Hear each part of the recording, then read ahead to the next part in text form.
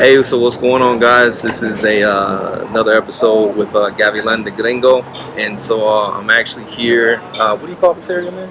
This is La Roma. La Roma. Still here in Mexico City. So today, man, I have the privilege, and I say that highly speaking, to have lunch with a fellow African American like myself, but he has already made the jump and has moved to Mexico City and has been living here for 3 months. Tres meses. Tres meses. So you can tell his Spanish is on par. And so, man, we're just gonna kind of talk about the day because he doesn't know me, I don't know him, and so we're just gonna kind of catch up because we actually have some similarities. We have somebody in common that we know, so we'll get into that. And we're actually from the same city, so it's crazy, you know. So we're gonna get into that today and some other stuff. So yeah, so they already know me, so I don't know, man. Tell me something about you, man. Yeah. So I've always just been interested in travel. You know, like I think when I was in my early 20s, I went to New York. It was the first time. Like, I'm from Atlanta. Well, I'm from Shreveport, but I've been living in Atlanta since I was 13. When did you move from Shreveport? 2003. Okay. How old were you then? 13. Okay. Yeah. So 2003, we moved out to Atlanta. My mom, very religious woman, decided that Atlanta was the land of milk and honey, and we basically moved out there to go to a church. At the time, like, seemed like such a crazy thing. Which church? World Changers.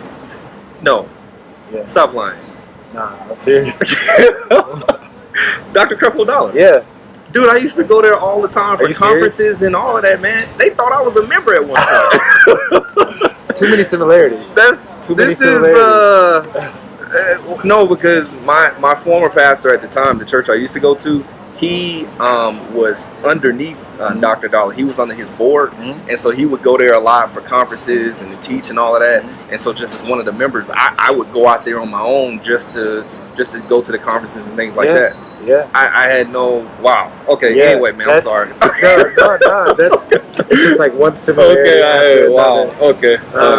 But yeah, we moved out there, and thank God we did, because like Atlanta has been a beautiful place for me. Like, so many opportunities I've had in my life that I think I would not have had those same opportunities had we not moved. So many people I've met, so many things I've done, and anyway, I love my city, but it was something about traveling to New York that, like, it was the first time like I realized how big the world is. You know, because in New York there's everybody in the world is there.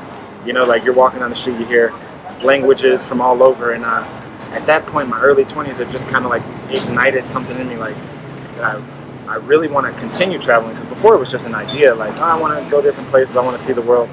I wanted to move to Japan when I was a kid, but it was just like, you know, just something in the back of my head. But like, something about that trip, just like, oh, no, it's real. Like, there are places different, and I always had this desire to go somewhere to do something different.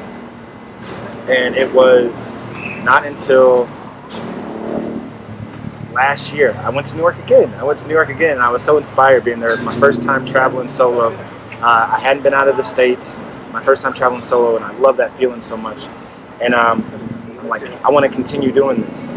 So I was in New York last October, and I decided when I was in New York, because like, I loved New York so much, I wanted to come back for a month. Like, I was going to go there for a month, just soak it up again.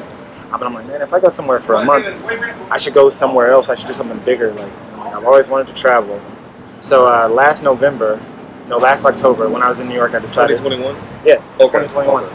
I decided that when I get home, I'm going to get my passport, I'm going to learn Spanish, and I'm going to go to Mexico. I'm going to go to Mexico for Let me ask you this. Okay, so before getting your passport, how many of your friends had a passport? Your close friends? Just one. Just one. Where had they been prior? My friend Paul, he had done a little bit. He had been to Canada, New Zealand. His job makes him hasn't bought. Yeah, we can go ahead and okay. Yeah, I can cut this out. Yeah, no problem. Yeah, you go first.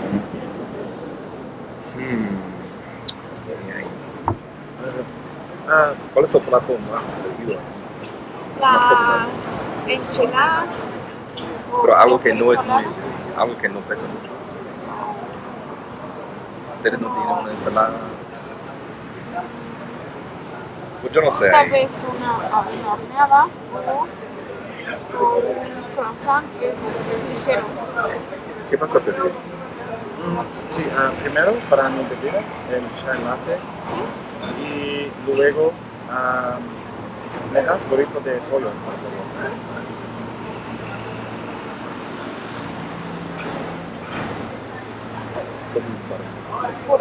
Pero la bebida.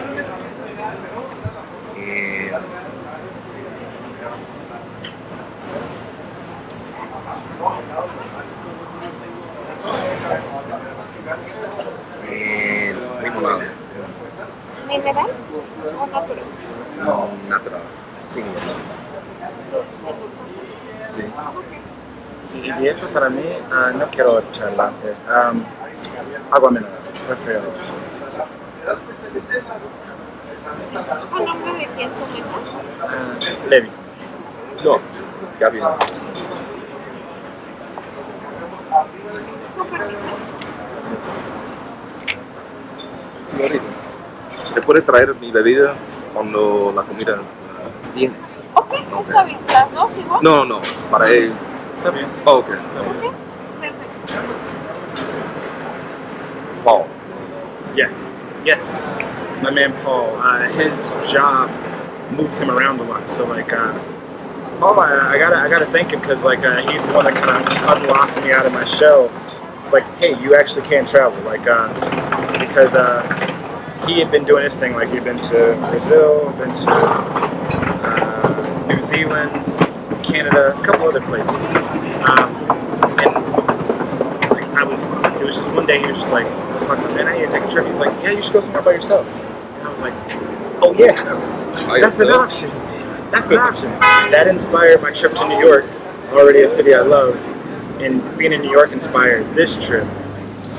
But yeah, man, like solo mi amigo Bob had his passport, and yeah, but like nobody I know had done anything like extended travel just to go for the sake of going. Wow. I've since my kind of shifted my mentality, I've started meeting those people. You know, Here? Even in Atlanta, Atlanta was like, I guess I was putting out a different kind of energy, so like I started attracting people who had like been different places, done different things.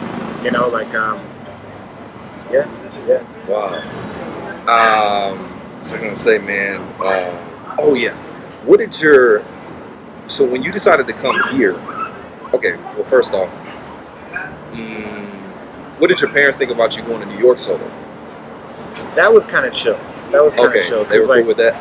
Yeah, like I had, like, oh, I've been there before. Like, it's a city. Like, You went there with them prior? oh no. I went with one of my closest friends. Her name's Deanna. Okay. And actually, I gotta backtrack because I actually do have a few friends that have gone different places. But I was thinking about my people in Atlanta. Okay, I got you. Okay. I have actually. Speaking of my friend Deanna, that girl is such an inspiration.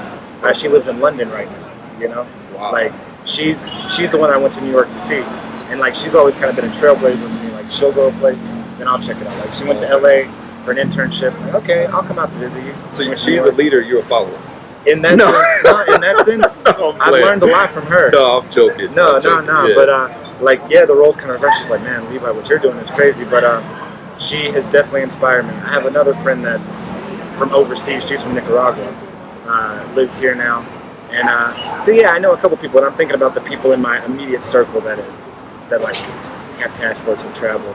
Not many people. Why Mexico City? Mexico City was actually a simple idea. It was when I was in New York. Like living in Atlanta, you know, you got to drive everywhere. Like everything is public transportation is not going to. MARTA is convenient if you live in certain locations. You know, like. But you can drive to the train station, and then from there you can get a lot of places. And, that is true.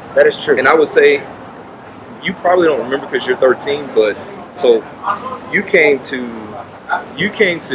Atlanta. You left Shreveport when you were 13. Well, my family and I, we moved to Shreveport when I was 13. So, and here's the deal. So it was a culture shock for me. One of the things was public transportation. The reason why is because I was used to catching MARTA, using the train, using the bus. That was real normal for me. Going to 5 Points, when 5 Points was popping. Now I don't think you can even go to underground Atlanta. It's different. It's a whole different thing. Yeah. But I mean, I say that to say when I came to Shreveport, the vibe was if you use public transportation, you would look down on like you were poor. You know what I'm saying, or like underclass or something. But in Atlanta, it was rich people were on the train. You know what I'm saying? You're absolutely right. And so but that's why I was thinking for you, I don't. Yeah, and you're right. Like, I gotta give Marta props because like it does have its thing, but it was just like when I was in New York, it's like literally you can get from like any corner to another corner within. Like you pop out, there's not a MARTA station. What's it called over there? I've been to New York one time. Yeah, I don't remember what it's called. In New York, but it's literally like the whole city is so connected, and I fell in love with that. So when I was in New York, I loved how the city is so walkable. You can get from pretty much anywhere on foot if you walk long enough. And the city is kind of designed for it. And so like at the time, it's just like I want to go to a Latin American country. I didn't really know much. I just wanted to find I knew that Mexico City is a big city. New York is a big city. New York has a lot of energy. Mexico City probably has a lot of energy. The public transit in Mexico City is legit. That's all I knew at the time. So I'm like, okay. How did you know this though? I had listened to a podcast. Okay. 5 years prior. Okay. Talking about the construction of the public transportation here in Mexico City. Gotcha. And that was stuck in my brain. Like, I'm like, man, it's impressive. Like, they really did some work out there. Yeah. And so I'm in New York. I'm like, okay, what city has the same energy in a Latin American country as New York? Mexico City. That's literally. And then I started learning about Mexico, but at the time I just decided, Mexico City. Wow. Mexico City in October. And actually, I don't know if it changes the concept of the video. I don't live out here permanently. I'm here. Yeah, you only have 90 days? Yeah, I'm here for another month. I've been here 3 months. I'm here another month. Oh, see, the visa limits are more than 90 days here? It's 6 months. It's 6 months here. Okay. It's 6 months here. All right. Okay. But actually, this trip, everything is kind of morphed. Like, it started off as a 4-month trip, a 3-month trip. Started off as a 3-month trip. Okay. I work in sports back in the States. Sports? Yeah. I'm a sports fanatic. I work in broadcasting. So I do virtual graphics for some basketball, some hockey, some MLB teams. And so obviously it's just baseball season right now. So this is the slow season. Okay, so I'm glad you brought that up. I wasn't gonna go there right now, but that seems to be a big deal because there's a lot of people that talk about wanting to move abroad, but the thing that keeps them back is how are they going to earn money when they're away? You know what I'm saying? So I think when the pandemic hit, it became obvious to a lot of people that we need to have more ways to earn income, and you probably need to try to find a way to earn income being able to work from home. Because if we ever had another pandemic, a lot of people, man, you know how the situation was, man. It was horrible, man. I was fortunate enough where I was able to work from home for at least the first few months until we were able to kind of safely go back to the office. But I lost 2 jobs in one day. It's you lost 2 jobs in one day. Yeah, when the pandemic, it's now what am I going to do? So this job that you're doing now, that's you're actually able to do it virtually, I guess, or away. That's not the same job that you. It is. It's just the thing. It is shifted. At that moment, it's just sports has ended interminably. Bars closed. I was a bartender and I was working in sports, and so the bars closed. I think the NBA was the domino for everything else that started. Yeah, well, it was that they shut down first and then everything else. Yeah, because the NBA ended its season, then subsequently hockey ended its season. Okay, which is what I was doing at the time. I was also bartending. Then the restaurants closed, and it took sports took a while to come back.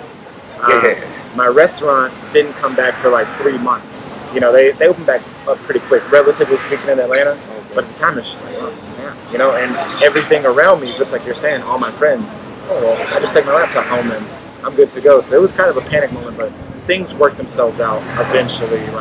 Some money started coming in, going back to work. It actually some unexpected blessings came from it. Oh wow! The job that I have now in sports expanded because of the pandemic. Now I do it full time. Wow! Why was it only part time then? It's because literally what I do, my job is I'm a virtual graphics operator for a company called Brigade. I project virtual logos into the games, and so Live? yeah, so So you have to be watching the game and doing it there. You can do that remotely. I do it from a TV studio in Atlanta. We work for a bunch of different teams. We work for a bunch of different teams all over the country, and yeah, it's remote, based in Atlanta. It's remote based in Atlanta. So while you're here, you can't do that job. I know. But you've been here 3 months. So are you doing something else to supplement income, or did you save money? I prepared for another allocated amount of time off to give myself the freedom to live comfortably for this time out here. I'm like, hey, well, it's the slow season. My job doesn't really start back the busy time until early October. I'm going back early October.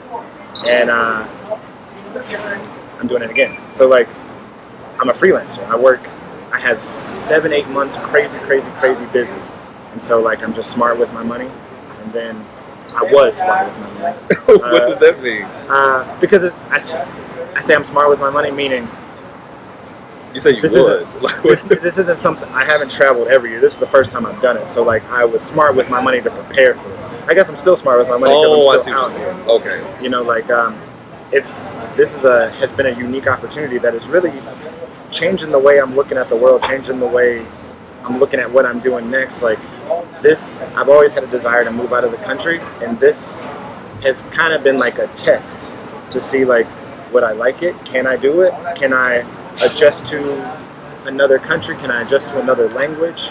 Can I adjust to living by myself, not around my friends and my family?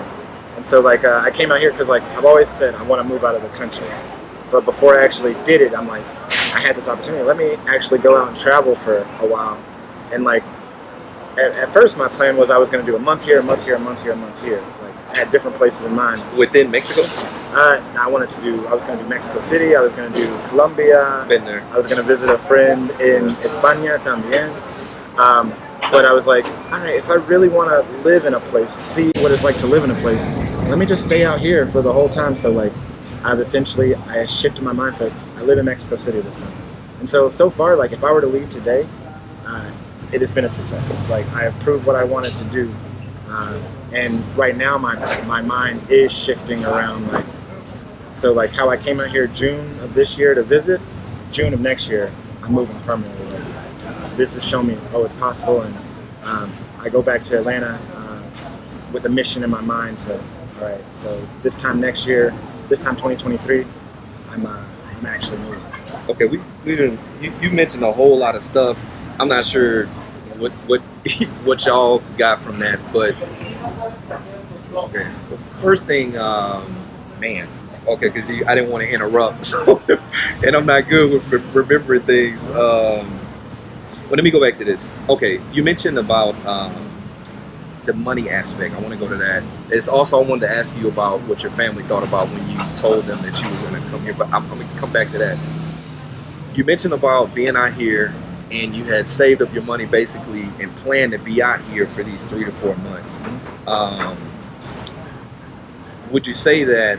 What's the cost of living difference here versus when you were living in Atlanta? Are you doing better? Like, is your money going further? Absolutely. Can you live a higher lifestyle here than you could at Atlanta, making the same wage? Absolutely. My money has multiplied out here. You know, like I set aside a certain amount that it would be rough, you know, like to not work, to live in Atlanta, doing the things that I've been doing out here. Out here has been smooth sailing, especially once you get a lay of the land. Once you like you can, it's a big city. You can go blow your money. You can blow your money. Oh my God. But you can be so smart and economical, and you can go either way. But like literally, my money, the minute I landed, my money multiplied, and it's been so much easier to stretch it out and to live comfortably. You know, like that's another thing I'm planning around in my mind. Like you have this high number you have to hit sometimes back in the States, and I'm readjusting. It's like, oh, I can actually take what I do there and come out here and create something more, you know. And for me, like more in the sense of comfort, like materialistically, more in the sense of comfort emotionally on my behalf as well. You know, like What do you mean by that? uh, it's complicated, but like even though I'm out here in a place where I speak a different language, I look different than other people, than Yeah. pretty much everybody. Yeah. Everybody. I think you may be the first black guy that I've seen since. Absolutely. And then you tall. Yeah, absolutely. Well, absolutely. I will say this. I notice here in Mexico, they seem to have, they're not as short as compared to when I was in Guatemala. In Guatemala, I was standing out more from my skin complexion as well as my height. But here, you still feel taller than most people you come in contact with. I haven't seen. Because you about what, 6'2", 6'3"? I would be like right at 6 foot. Right That's at 6 it? foot. Yeah. Okay, maybe I didn't get a good look at you. Okay, all right, okay, Just all right, gotta- okay. No, all right. but yeah, definitely. Like I can recall so many moments standing on the subway, a subway packed full of people, just like got a clear head above everyone. Wow. Like, I can breathe. Oh, okay. I can Wow. see. I know what's going on. Like, Yeah. definitely stand out. But aside from all that, I feel comfortable. Like I feel peace here. Like I don't feel like, even though I'm different, I don't feel excluded. You know, like I don't feel. I don't know. I don't feel like prejudged. It's just like I'm just out here, just kind of doing my thing. You know. Let me ask you something about that, man. When you talk about not feeling excluded, do you think that we're welcome here as foreigners? Do you think that your sense of being here for these 3 to 4 months? Do you feel like people are cool with us being here, living? Are you familiar with the term gentrification? Oh, absolutely. You know, and I've seen some videos on gentrification because a lot of foreigners are moving to these countries that previously, you know, I mean, for the people that were living here, you know, they were able to survive. But now, because we're kind of coming in and we're moving to these places, you know, I guess the people that are owning these buildings and these apartments, they're kind of raising the prices up because they know our salaries are higher. You know, so because of that, in other situations, do you think that we're welcome here? It's interesting. Like I feel like I can understand it on a macro level and a micro level. You know, like because out here, like my goal has been kind of to immerse myself. So like I've made a lot of Mexican friends. You know, so like all the people that I've personally met seem super open to it. They like when other people come to visit, you know, like they like other people come to stay. Like they don't personally tell me that like it's affected their life where, oh, I was previously able to do this, but now I can't. But I can see like definitely on a macro level as a whole, like it could look ugly, you know, like a lot of people coming in here who raise the prices on things, who don't want to adapt to your culture, like want to create a bubble of their culture within your own, you know, like that's ugly, you know, like so I think there's two sides of it. Like I think I'm getting a different experience because I'm coming here open. I'm coming here wanting to express myself. I'm wanting to understand. I've come here, I've learned their language, you know, to really adapt. I'm not, you know, and I stay in like slightly different communities of people out here. So like when I look around, I don't see a bunch of other extranjeros. But I know there are those Foreigners. zones. Oh, yes, foreigners. There are those zones with. This is actually one of them sometimes, Laroma.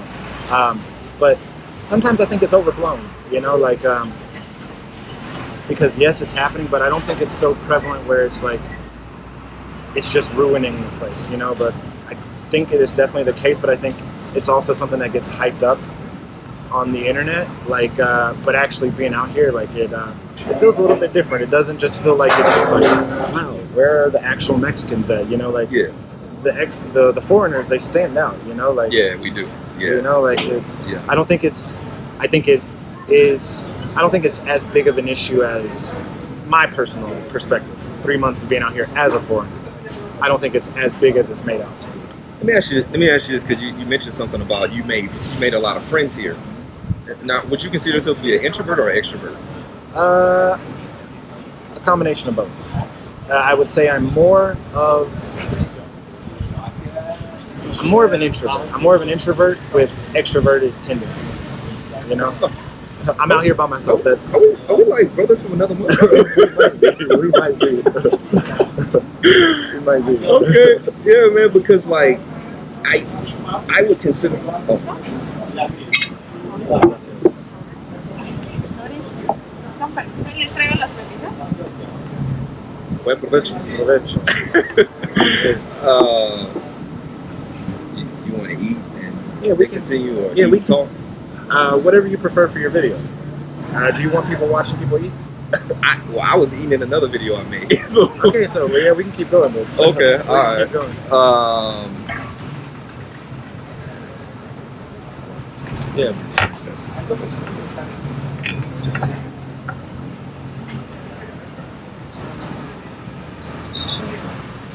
This is antojo. No, this is Pollo. burrito. I see. What is it? Okay. It doesn't look anything like the States. Not at all. Thank you very much. I think when I think of oh, no hielo. ¿Te acuerdas? Ah, Sí. Gracias. And I think normally when people think of burritos, we think of what you get at Taco Bell. Yeah. And yeah, this that's not a burrito. What was I doing? Oh, I was talking about being introvert and extrovert. I would consider myself an introvert. I'm pretty much a loner, but as I gotten older as an adult, in order to do certain things like what I'm doing now, traveling, things like that, and being alone, I've had to get to the point in knowing that I had to communicate to be able to get things done and get places and all of that. I had to, I guess you can kind of say, I have to flip my personality when the time presents itself, if that makes sense. No, absolutely. Absolutely. And I think that's how it is for me. Like, I like challenges. I like having to push myself out of my comfort zone. And a big part of that is being here.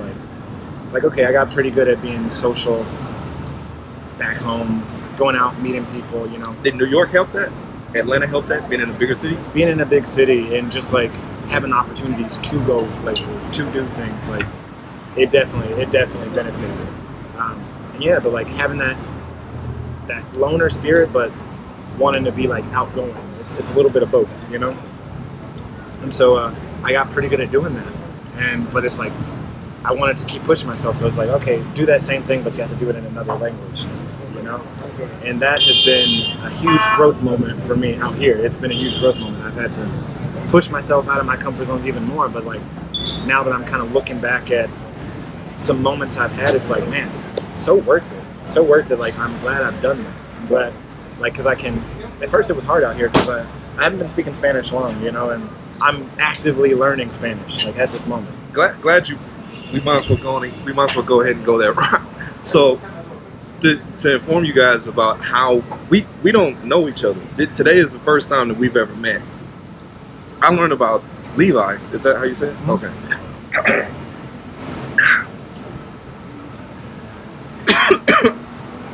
Perdón. I learned about Levi through a mutual connection that we have. Me and him utilize the same website that offers online Spanish teaching. And so we actually have one of the teachers that me and him use. We actually have that in common. And so the reason why he came up is because I told my teacher, like, hey, about my upcoming trip to Mexico City. No. That's not it. That's incorrect. How long you been taking classes with Raquel? Probably like a month now. That makes sense. Okay, so when he started taking classes with her, I would say probably maybe a week of consistency, because you know, baseline students come and go, you know, saying that, you know, they may take classes with this teacher or not. And so gracias, señorita. So I guess after about a week or so, she mentioned Gavilan, like, you know, there's a student that I think is from Louisiana that, you know, he's taking classes with me. And I was like, really? You know, because normally if I have to take classes with somebody else, they're usually, I mean, if I have to take classes with a teacher and I ask them about students that they have in the United States, they never tell me about students from Louisiana. Usually I'm like the only one, which is weird. Like, I'm the only guy that is taking Spanish lessons. Right. So I'm like, I'm the only guy. But, gracias. But yeah, so she told me about Levi and that he was from Louisiana. And she was like, I think he moved to Georgia. And I was like, really? She's like, I think he moved when he was 13. And I was like, I moved when I was 13 to Shreveport, you know. So, and then from there, once I kind of started thinking about, well, at first I was just going to Guadalajara. I wasn't coming here, so I was just going to spend my time there, and that was it. But I have experience traveling within country, knowing that the rates to travel within country is like real economical. Man, I've gotten flights, man, in between Colombia for like $20, you know, going one way. You know, so it, you know, so knowing that, I was like, wait a minute. I was like, man, Raquel, I want you to do this for me. Ask Levi, would he possibly be interested in, you know, exchanging information or whatever like that? Because I would be willing to go to Mexico City to meet him if I could. And then, hey, from there, things kind of trickled. And it's probably a little funny because when I think when I first messaged you or you messaged me, I don't know how that was. I was basically doing a background check for this guy because I was like, hey man, here's my ID, here's my information. Yeah. And he was pretty much like, man, that's not necessary, man. If you cool with Raquel, man, you cool with me, man. Because I know how it is, man. When you meet people, especially you don't know who they are, and you talking about being in another country, you talking about somebody just coming to meet you up, you know. And so, yeah, so I was trying to take as much precaution as I possibly could. But too many positives in common for me. Like, okay, somebody who's traveling, somebody who is dedicated enough to learn Spanish, somebody who is talking to a person that I hold in high regard, you know, like as a good judge of character, you know, like I'm like, say less, you know. So speaking of that, man, about learning the language, how much experience with Spanish did you have before coming to Mexico City? So back in the U.S., it's like we're all kind of partially exposed to Spanish, you know, like I had to take Spanish in high school. You had to? I had to take a foreign language. Oh, okay. I chose Spanish. I'm like, that's more useful to me than German in my life, you know? And then in college, I had to take a foreign language as well. So I always chose Spanish. I always was interested, but like, I never really learned anything. It was just like, I would learn enough to pass a test. I would learn enough to get by. I got my diploma, you know, like that was always the end goal. But like, I never really learned Spanish, you know, but I always wanted to, and I would kind of like halfway start sometimes, like, oh, I'm gonna do Duolingo for a week. And I would always get traction and lose it. Shout out to my Duolingo users. Oh yeah. So, whatever you're doing, as long as you're doing something. As long as you're doing something. But it was in New York that I decided, like, okay, I'm gonna learn Spanish, and so.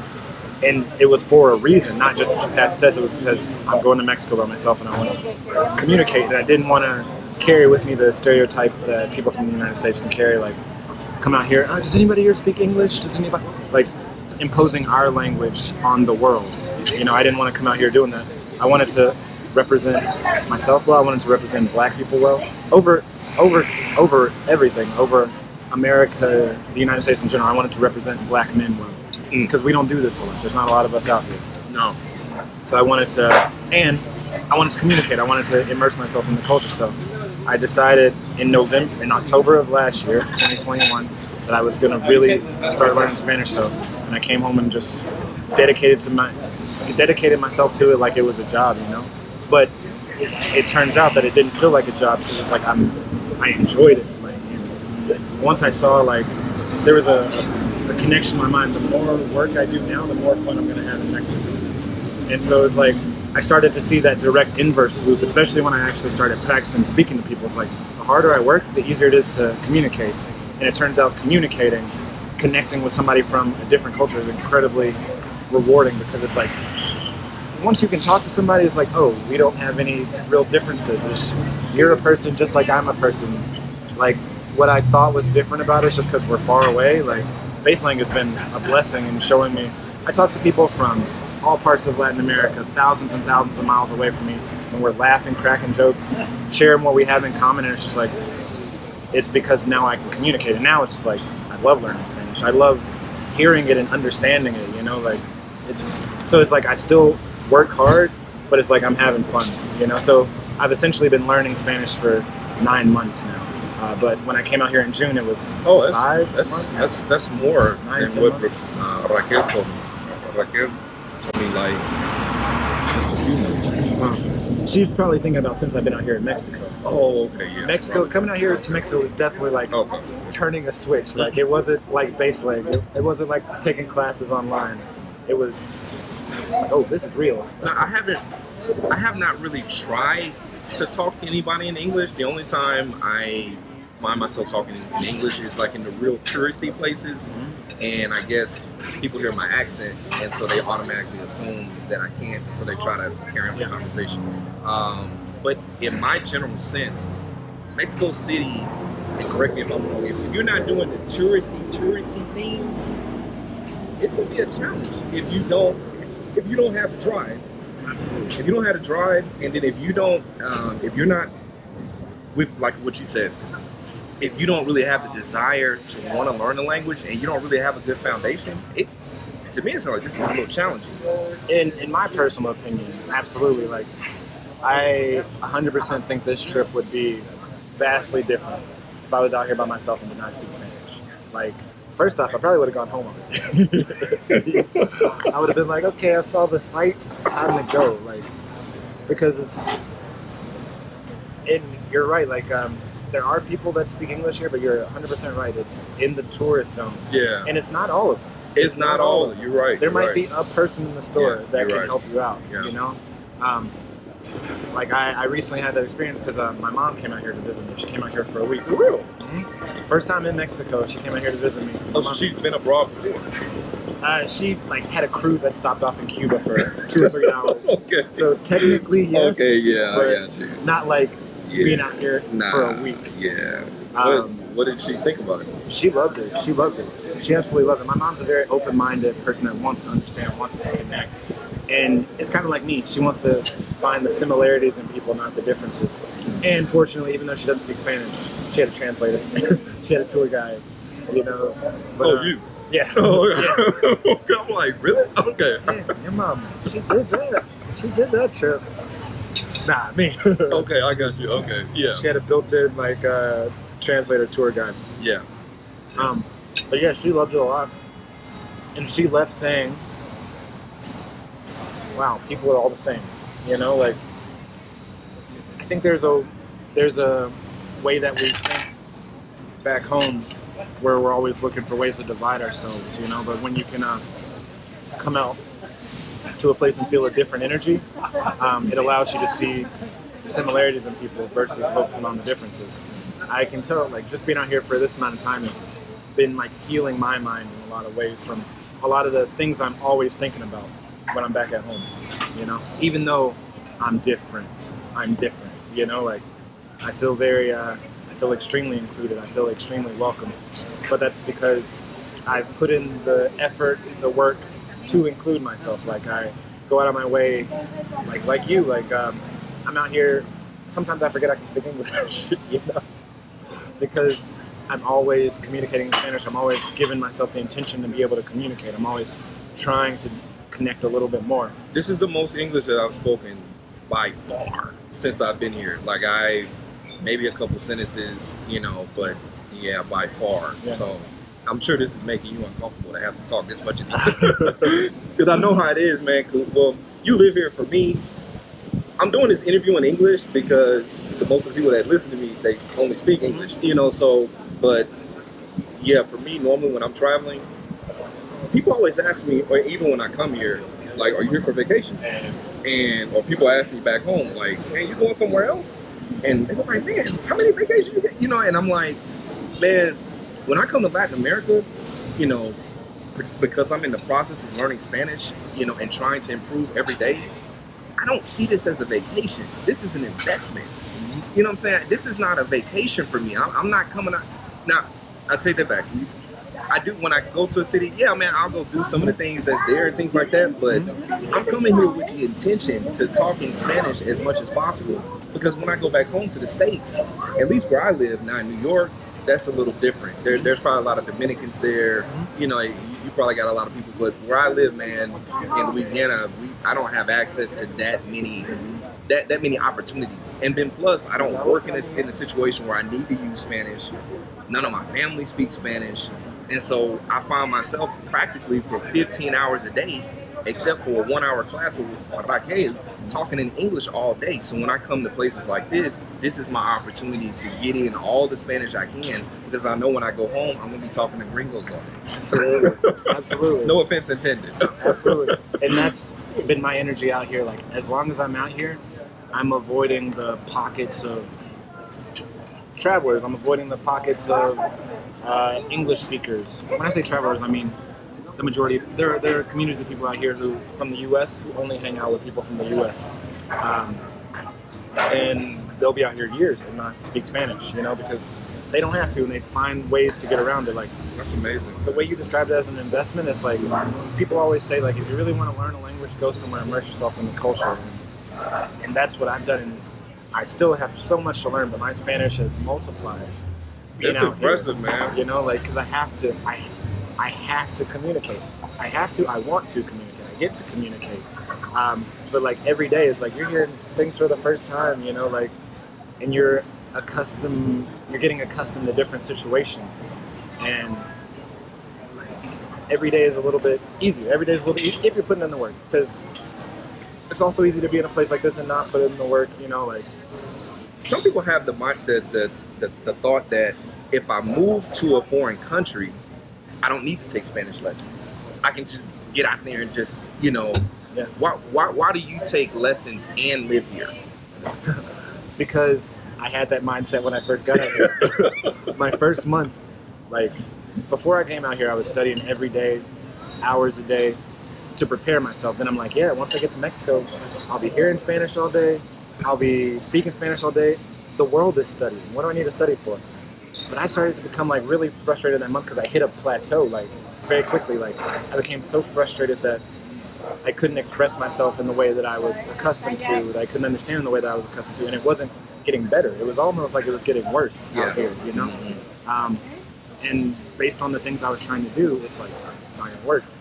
So after a month of getting kind of frustrated, like honestly kind of depressed out here, like feeling very isolated just because I couldn't express myself, I couldn't do the things like the way that I've been used to all my life, you know? What changed that? What happened? I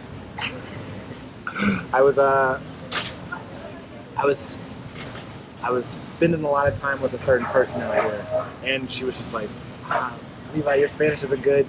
She told you that? Yeah, she's like, you don't understand. You don't understand really well. That's cold, man. I know. And in that moment, I was just like, Does she speak English? no. Okay, perfect. She didn't really understand what I was doing. She didn't understand that I was 100% in her world. But at the same time, like there were times like I was hanging out with her, like I could not understand. Like I was getting frustrated. She got frustrated. It was mutual frustration on both sides. But what clicked is that like, okay, what I did to get here, I need to continue doing that to make the most of this experience. And so like Spanish for me, studying Spanish is almost like, I like sports. I'm a big basketball fan. So it's like, Who's your favorite team? It's the Hawks. It's the Hawks. I know they're not the best team in the NBA, but that's my team. Nice trade. That's my team. Nice trade. You got a team this year. DeJounte also. I went to the last game of the season. The Rockets and the Rockets played. The Hawks came to town, and so I took my kids there. And so I'm trying to get my younger son Luke hyped up on ice tray. So I'm always talking ice tray, you know. So yeah. Absolutely. So, but it was funny because I didn't think that he was going to play. It was the last game of the season, but due to the play-in that they introduced, they had to play. You know, they had to play. Yeah, he played hard the whole game. Yeah. But anyway, my bad. Yeah. But yeah, it's like so I look at my Spanish studying as warming up. Like being out here in the world is the game. But like I had the players, like they train in the morning, they work out, they have practice, you know. And so then they go out, like when Steph Curry, when Trae Young, when they shoot a shot for the first time, that's not the first time they're shooting that day. They've shot so many times. So I spend several hours every day speaking in Spanish before I go out. So the first time that I'm out in the street and somebody says something to me super quick, it's not like, oh snap, like what do I say? Like I'm already in the mindset of I'm in the Spanish world, like the words come out of my mouth quickly. You know? I think not a police siren, but I think that truck that just passed by. You had said something key. I want you to say that again. How much time do you spend a day studying Spanish? I spend 2 to 3 hours, every day, studying Spanish. But I say studying in quotes because I'm enjoying myself. You know. What is studying? Man, it's a lot of this. You're saying a lot of things, and it has me want to go in different places. But this is the first kind of conversation I've ever had like this. See, and I say this because I just did another video, and I mentioned about how I never had a big brother in Spanish learning. So I was like, have you ever heard of the phrase bicho raro? Bicho raro, no. Bicho raro is like, it's like a rare insect. That's what it stands for, literally. But it means like somebody who is just like so different from the norm.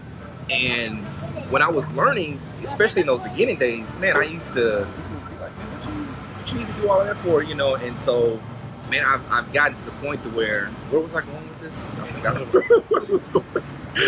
But I don't even know where I was going. Something about a big brother in Spanish, like you didn't have a guide? Didn't have a guide, man. And so, I still don't know where I was going with this. Anyway, but I shouldn't have cut you off. But no, that's all good. But yeah, man, I never had a big brother, man, and so I never knew how much time I needed to spend. I never knew what I needed to do. I just was kind of feeling it out for myself, man. I mean, I don't know. And so for me, man, particularly during the pandemic, man, when those first few months hit, man, instead of me binge watching TV and all that kind of stuff, where I think a lot of my coworkers and people used to do, man, I was spending like using since baseline is unlimited classes.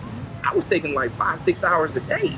You know what I'm saying? Like I was like, this is the time. You know Absolutely. What I'm saying? And I know the pandemic was tragic, horrific. I lost 3 friends due to COVID, so I'm not gonna sit here and say it was a blessing. But I took advantage of that time, during that particular time. And you know what I'm saying? So man, for me to spend hours in Spanish is nothing. Yeah. Then to hear you say this, I think that's where I was going with the big brother thing. Because it's like, I always thought I was weird because I spent that amount of time. And I was like, man, ain't nobody else doing this. But to hear you say that, man, that makes me feel good.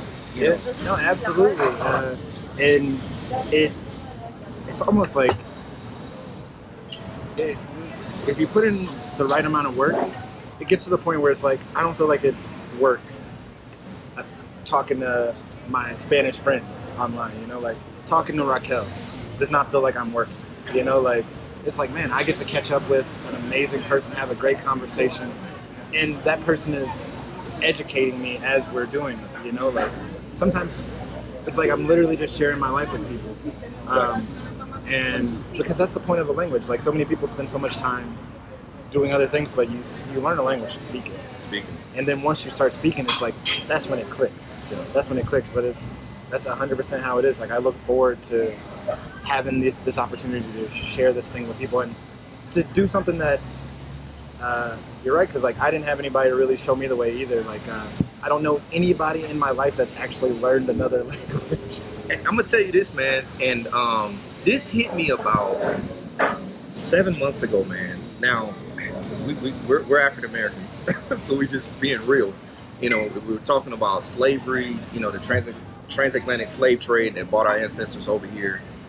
I started thinking about it, man. I am the first bilingual person in my family that I'm aware of since we first came on the show. Like I don't have any bilingual friends. I'm talking about that's African Americans. Now I got friends now, after learning this language, but I don't know anybody, that's African American in my family, in our history, or my friends that have learned another language from nothing, Yeah. Same in my family. Same in my friends. My only friends I had that speak other languages either grew up like, oh yeah, I learned English second. It's like, oh snap, or I had a friend that she grew up in a family speaking Spanish, but she learned it herself later. But she literally grew up hearing it all day, every day. They had those advantages, But just like you, nobody in school, nobody just decided they were going to do it. Like none of my friends, nobody I know actually speaks another language, like really speaks another language. And it's just like, I'm still surprised myself sometimes. That like when I'm just talking to people and I'm just like having Spanish thrown at me, and it's just like, It's still sometimes a shocking feeling because I spent so much time not learning it, and then actually be out here using it and thriving, having great conversation, creating connections, like making friends. Like I have a lot of friends out here that don't speak English, you know, like so it's just like I'm 100% in their world, you know, like, and it's not perfect, but it's like, wow, we're connecting, you know, like I'm literally, at first I had trouble saying I speak Spanish, you know, because it's like I was focusing more on what I can't do, like what I don't know. Oh, that's really good. Wow. You know, but I still do that. I still, man, they're so, some of my friends, man, when I tell them I'm still taking classes, they be like, man, you still taking classes? And I'd be like, man, dude, with a language, you're always learning. It never stops. Like in English, dude, I'm almost 40 years old, man, and I still learn things, different things all the time. Yeah, I may not be as aware because it's my mother tongue, but man, we're learning English and new phrases and things all the time. I was telling my mom the other day, you know, things that they used to say back in the 70s, like, what they used to say like in the 70s, like, shawty doo wop, you know, and jiving and all this other kind of stuff, man. Like, and then you fast forward, man, and you come to present day, man. We saying things like, oh man, that's tight, man. Oh man, that's nice, kid. You know, something like that. And I mentioned to my mom about. It's funny you mentioned New York. That's where you went. So, hey, you want something else? Okay. Todo bien. Gracias. When I was growing up in Atlanta, I was living. You lived over in College Park. I live in Fayetteville. Okay, so all right. Near College Park. I grew up in like Lithonia, Decatur, in that area, and so man, when I was around 11, shout out to Courtney. I don't know if you happen to see this video. I don't remember what your last name was. I wouldn't even know you if I saw you in the street. But Courtney, man, me and my, you ever seen that movie Sandlot, man? Mm-hmm. That's basically how my life was like in Atlanta, man. It was just every day after school, we playing ball, baseball, something, man. And so kids don't do that anymore. I don't know if you know that now. They don't go outside anymore. On their tablets, yeah, they don't do that anymore. Using their cell phones. Exactly. So like, we just a normal group, man. Courtney moved from New York.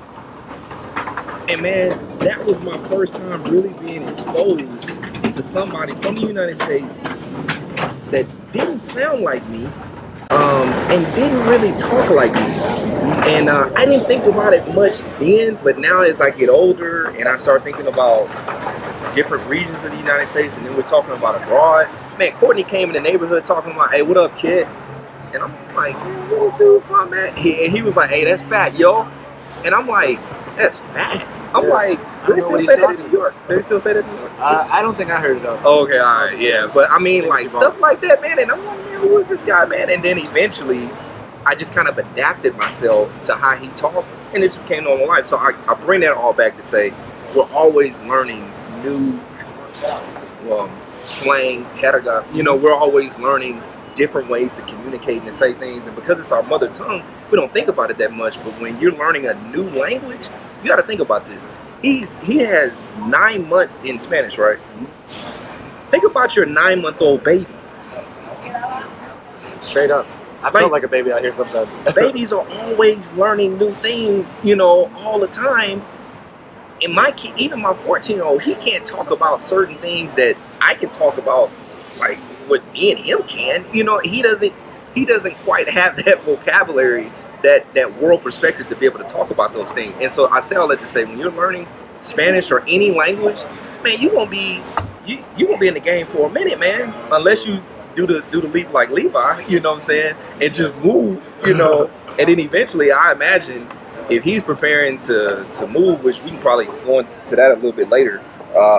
If he's preparing to move, then I'm pretty sure, you know, at some point he's probably not going to need to take classes every day. So he's probably going to be pretty good pretty after a while. So yeah. It's a nice combination right now. Like 100%. I'm preparing to move, so it's like I see it for what I'm trying to do. Spanish is the key to really living the life I want. So it's like one of the keys. it unlocks so many opportunities, so many moments that you need. And I just feel like I would not enjoy really being out here as much if I didn't speak Spanish, you know. But the thing that it's taught me is basically like patience. You know, you have to be patient with yourself because like it's so easy to get frustrated. Like I can't do this, I can't do this, I can't do this. But think about what I can. And think about where I came from. You know. So fortunately, the people out here are patient with me. They are. Yeah. It's not like, come on, man, hurry up with that Spanish. Like I don't have any issues. Like they will repeat something if you need to. Like they will explain something to you. They're patient with me, like kind to me. Like I think they're so appreciative. What I've picked up on talking to different people, like they're appreciative that I come out here speaking their language. So they're not going to be like, it's not like back home where it's like, you're in America, you need to speak English. They're like, wow, you speak English. You don't have to learn Spanish. I want to learn English. Like, thank you for learning Spanish. Like that's kind of the vibe I'm getting. So like my Spanish has grown. I'm happy with where it's at today, but I still see where I want to go. But even when I first got out here in June, and it wasn't at the level it's at now, people were very patient, kind with me, you know. So like, and looking back at my progress, it's just like now I got to be patient with myself. Like being out here has been a growing experience in a lot of ways. Like hasn't always been easy, but now like I feel like I'm coming on the side where it's like, but it's totally been worth it, you know. And like I see why I wanna, what I need to do to continue working hard with my Spanish, working hard with financial freedom, you know, like what I need to do to what changes I need to make. Being out here has inspired me. 3 months I've been out here, and like I'm looking at it now, I have like one more month, like almost as, it sounds kind of bad to say it, like a victory lap, you know, because like the goals I set out for myself I have accomplished being out here, and now I just get already. If I were to leave today, like I showed myself that I can do it. I showed myself that I can learn a language. I showed myself that I can make friends. I've shown myself that I can. These were goals you had. Yeah. Wow. Yeah, like create a community of people, you know, like feel comfortable away. I've shown myself that I can do all those things. Do you think you can maintain these connections that you develop not living here every day? I mean, because like, you know, if you don't see a person, sometimes it can be a little difficult. I think if with the right people, definitely. Oh, definitely, okay. Because I've seen it happen for people in my life. Like I've seen as adults, like it takes intention, will, and effort to foster a friendship. Yeah. If that's a person that's close to you, you have to make plans to see them. Yeah. When it's somebody that lives far away from you, it takes the same amount of thing, but being out here, living this life, before I even got out here, I was making connections with people, you know? How? Using what? There's an app I found called Tandem. And I made a friend through Tandem that hadn't seen in person while I'm stumbling through bad Spanish. She was so nice, she was so helpful to me. Like we were talking for maybe 2 or 3 months, just a friendship. Before I got out here, and like literally that person was the person that picked me up from the airport when I made it here, you know? And we still talk to this day, and I go home, like she's been like my guardian angel out here, you know, like, and I've made similar relationships like that. So I definitely think I can maintain them. I just think it's going to have to be work that I'm going to put into it, but also I'm putting that work into it with the knowing in mind that I'm coming back. You know, it's not just like, oh yeah, those people I met that one time, that was a cool summer, like I've created these connections. I want to continue fostering them so that, because relationships only get better with time, the more work you put into it. But it definitely takes work. It's funny you mentioned Tandem because I made friends with Tandem. One of them, she died due to COVID. The other, we keep in contact every now and then, but not as much as we did within the first, I would say, 3-4 months. He lives in El Salvador. Shout out to Kevin if you see this video. And so, Tandem for me, I was trying to do everything I could free because at that time I was making way less money, and so I couldn't afford to pay $100 a month to use Baseline, you know. And so it was like, oh, Hello Talk, Tandem, man. But for me, man, Tandem kind of seemed like Tinder. I mean, for me, because like I couldn't it's like everybody who I would try to connect with, they thought I was, if it was a woman, they thought I was trying to hook up with them. And then if it was a man, you know, I couldn't really get any consistency. And so, and then when I did meet with people that have lessons, it was either always something like, oh, well, we can't talk, we just got to send messages or something like that. And I'm like, man, like you said, I need to talk, you know. And then eventually it was like, you know what, I just need to focus on actual classes, man. Yeah. Like, how would you, what is the difference in your mind between language apps like Tandem, Hello Talk versus actually paying and investing to have an actual class with an actual teacher? I 100% think it's worth it to invest in yourself. It adds a different level of accountability to it. Only reason I heard about Tandem in the first place is because I found a tutor, a one-on-one tutor that was living here in Mexico City. So I was talking to her, she was helping me prepare. She was like, hey, you should use Tandem. That's how I felt Tandem. Yeah. So I 100% think it's totally different when you're investing money, like, okay, like something about that money investment is like, I have to do this. Like, you got to do it. Yeah. Yep. Other person is, they're accountable. I mean, you're accountable to them. Like, you set aside a time, you're paying money. Like, you don't want to waste that person's time. They're not going to waste your time. They're a professional. So it like makes you like rise up to the plate. But also it's like a safer environment. It's like it feels like a safe environment because it's a teacher, you know, versus like a friend, like who's like could be. You might be thinking, oh man, this person might think my Spanish sucks. Like they don't actually want to talk to me. It's somebody being paid to teach you, you know, like. And at the end of the day, that's what it is. They're being paid to teach you, you know, and like you're gonna learn, you know, and they're gonna guide you, you know. Otherwise, like, yeah, it is kind of hit or miss, like, on Tandem. I've been fortunate. I found some good people that I've been able to maintain contact with.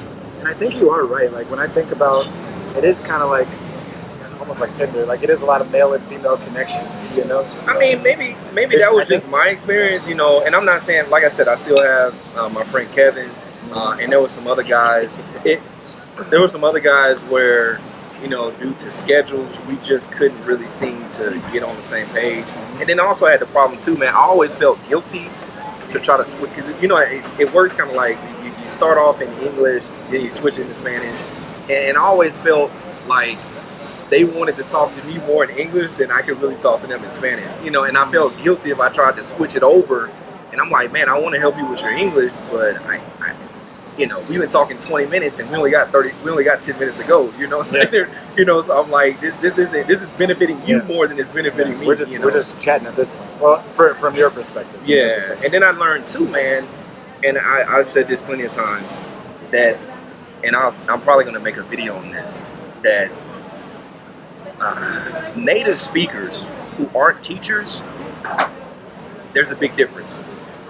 Native speakers, they're not trying to teach you. They're trying to do what Levi, they're trying to just communicate, man. They want to talk about their day, all of that. They're not trying to struggle with you, you know, for 15 minutes just to get out hola. You know, like, you got to think in English, man, we have teachers in the school system, and then we got everybody else that do everything else. You know, the teachers have that skill and that ability and that gift, most of them, that they have patience. You know what I'm saying? They're willing to correct you, things like that. They're getting paid to do it. Absolutely. Whereas if you try to, in my opinion, if you try to just move out here with some of the stories that I've heard of people like, oh, I'm just going to move to another country and it'll just figure it out. Like, man, that's going to be, and correct me if I'm wrong, that would be hard because, man, people in the streets, man, they. Absolutely. Dude, absolutely. And yeah, it's not like what people think, like, oh, you go to Mexico City, everybody speaks English, don't worry about it. No, you were going to come out here and be stranded on the island if you don't put the work in. Certain places. But absolutely, like, people aren't rude, but it's just like, oh, no entiendo. Like, they're just going to keep going about their day. Like, not everybody wants to do that with you. And, yeah, like, you need to do the legwork first before. Because, like, I've already seen it, like, been out here 3 months. Each month is better because my Spanish is better. You know, like, it's different. It's different, like, to really be in a different place and you take for granted being able to understand. You take for granted being able to express yourself until you can. And then to lose that ability, it's a big it's a tonal shift. You know, a lot of people come out on a trip, a vacation, and like they're with their family, they're with their friends, so it's like they have people to talk to all day. Yeah. When your only method of communication is to speak the language and to the people around you to make relationships, you have to do it. Like I think it makes a huge difference if you're going to a place by yourself, and if you really want to connect, you know, like it opens up so many opportunities. Man, I'm glad you went there. Man, so me and Raquel, we've had this conversation before, and I've told this to many of my teachers. You mentioned a private tutor that you had prior to baseline, I assume. So I first came into having a private tutor because one day doing Duolingo, and my Spanish learning is a lot longer. I'm more of a slow learner, so obviously at 9 months you're way past me, you know. So particularly where I was, so you know, but one day an ad popped up when I finished my Duolingo lesson saying, "Hey, you want to take an online class, you know, with native teachers?" I'm thinking, what, you know, and so anyway, I say that to say, 2018. I started taking online private tutor classes when I was deployed. I'm in the Air Force, by the way. So I'm in the Air Force. And so I started taking classes when I got off of work, just online tutor classes. And I started taking it with the cheapest tutors that I could find. In which at that time, and probably still is the tutors from Venezuela.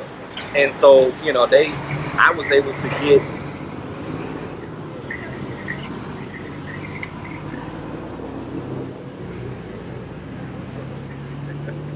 So I was able to get classes for like $5 an hour. And so originally, man, I was just trying to take classes just to learn the language. But then something transpired where it started off just me just trying to learn a language until all of a sudden I started finding myself getting immersed in the culture without even living there. And then from them, they're telling me their personal stories. You talk about, because you mentioned with Raquel, it's like, man, we just conversing about our day, life, all that. And it's like, man, when I started talking to my teachers, this was in 2018. I don't know if you know the Venezuela situation much, but man, it was really, really bad. In 2018, it was like bad. That was, man, I had a private tutor during that time. I don't know if you heard about this. There was a time for about a week straight where nobody had power in Venezuela. And so I didn't even know what happened because even though I had these classes programmed, my tutor was not coming to the classes for like 2 days. All of a sudden, he sends me a message like, "Gavin, we haven't had any power." And I'm like, "You haven't had any power? What's going on?" He's like, "Dude, you don't know?" He was like, "Man, we don't have any power, man, in the whole country. Everything has shut down." And so we started having classes, I think, on the 4th day, but they still didn't have any power. They were running and using a generator in the house just so they could do everything. And he was like showing me video in the streets, man, people getting food out the trash cans, and just all kind of stuff, man. And I'm sitting here like, so I say all that to say, man, my world perspective changed from learning a language. I didn't have that plan. That was not a plan. Originally, just want to learn a language. I had no plan about culture, none of that. If you had asked me really 4.5 years ago, man, you think you'd be traveling around Latin America? Like, no, for what? You know what I'm saying? It's just to talk to some people around here, go to some restaurants, order some food, you know, call it a day. But for you, man, that's what I'm getting at. How has that learning the language changed your perspective on the world? It's kind of a little bit about like what I was saying earlier. It's just like once I'm actually communicating with someone, you know, like I've always just kind of had a very open-minded view. Like, hey, we're people, we're the same. But you know, like some people, they live in countries very different, very far away. Experience is different. You know, like we're all the same. It's just the color of our skin. None of that really matters. But really talking to people, like really just talking to people, like expressing my culture, having theirs brought back to me, like literally like, wow, we are so similar, like somos iguales. We're the same. Like once you're able to just talk to someone, yes, there's experiences and that are a little bit different, but people think the same, people want the same things, people generally have the same desires. You know, like when you can share a laugh with somebody when you guys are speaking a different language, that means you connected on something, you know, like that means there's something shared between you, you know, like I found that some of these people who are in different countries, I'm able to talk to them so easily, as if, you know, about everything in my life, about my experiences, about things that like are not even always comfortable to talk about with other people. You know, like I can talk to certain people on a one-to-one level. You know, and learning the languages suddenly made the world seem smaller as well. You know, like learning Spanish suddenly has opened up. I don't know how many Latin American countries, over 20 countries that I can go to, you know, and not just be like looking behind the glass like a tourist. Like I can actually go up to people and be like, yo, what's going on? How's everything? You know, familiar with the country over in Africa? There's a Spanish-speaking country in Africa. So, hey, there is one country, I'm sorry. Yes, one country, I had that right, because Africa is a continent. Okay. So there's one country in Africa that is a Spanish-speaking country. It's called Equatorial Guinea. Equatorial Guinea. Man, I'll actually put a link up so maybe you can see some videos or whatever like that. But yeah, man, I came into that knowledge maybe 2 years ago, and I was like, bro, these people look like me, and this is all they speak in Spanish. And from there, I haven't had a chance to go because, you know, COVID came and all that. But, and then, you know, I don't know anybody there, and I haven't really, like you said, you planned out before you came here. I haven't done anything like that. For me, coming to Latin America has been all pretty easy. But I say all that to say, I just wanted to mention that, man, that there's actually a country in Africa, man, that Spanish is that's incredible. It's not surprising when you think about Africa in general and colonialism. It's like, of course, there's some people speaking African. I mean, not speaking Spanish there. There's Portuguese, there's France there, French. It's not surprising. It's, you know, kind of ugly sometimes when you think about, there's all these Spanish-speaking countries. Why are there a ton of Spanish-speaking countries? All that stuff happened. But with that said, in 2022, I can travel to a bunch of places and just be like, hola, ¿qué pasa? And then I can actually be in the moment, you know, like, I don't have to do tourist stuff, you know, like I can actually just link up with people. Like, yeah, my legwork here, I'm the kind of person I need goals, you know, like my goal with learning Spanish when I got to Mexico was that I had people waiting for me here, in a sense, like, meaning that even though I was still just learning at the time, I was communicating enough with people that were here that I was able to communicate enough of my personality with my broken Spanish at the time that people were like, oh, Levi, that dude seems pretty cool. I want to meet him when he actually comes out here. And so I was successful at that. I had goals before I'm like I told you, I've accomplished my goals being here. Like I wanted to come out here and be able to communicate easily, feel comfortable, make friends, be content being alone away from family. Like I've done all that. I go back to Atlanta with goals once again to prepare myself for moving. And I feel like with something as big as a language, you need goals, you need milestones. Like, oh man, you know, I couldn't just tell myself like, oh, before I go to Mexico, I'm gonna learn Spanish. Like, what does that mean? You know, that's the It's interesting you mentioned that, man, because that's an error that I committed early on, man. I went to India in 2016, and so when I went to India, you know, there's two official languages in New Delhi, the capital. There's Hindi, and then English is also one of the official languages. And so I remember telling myself, because I went to India in November 2016, I had started using Duolingo in June. And so I only used Duolingo for like 2 years, you know, so, and I'm just using Duolingo. Like I said, I didn't have a big brother, so I didn't have anybody to tell me the realism of learning a language, especially when you don't have the ability to use it in your everyday life. Because I'm just doing it as a hobby. It wasn't a hobby, I was taking it serious, but I couldn't use it in the real world. So when I went to India, I had this thing in my mind when I was over there, because man, I really love the Indian culture. Man, if you get a chance to go, man, that's a whole nother. But anyway, So when I was getting ready to leave to come back, I was like, okay, let me go ahead and learn Spanish in about 2 years. This is what I'm telling myself. I'm gonna go ahead and learn Spanish. Learn Spanish. That was my mind. Learn 100% Spanish. Oh yeah, I learned Spanish. I'm done. Learn Spanish in 2 years, and then I'm gonna move on to Hindi. I'm 6 years in, and I'm still like, yeah, I ain't got time for Hindi right now. Learning one is so much, like piling onto it. Like I see people that are like doing multiple languages at one time, and I'm just like, more power to you. More power to you. My brain doesn't work like that. It doesn't work like that. Yeah. I can only absorb so much information at one time. Yeah. Okay. Yeah. Man, there's a whole bunch of things. Let me ask you this, man. What other places have you traveled to since you've been here in Mexico? I've seen a couple different states south of here. I've been to Cuernavaca, I've been to Guerrero.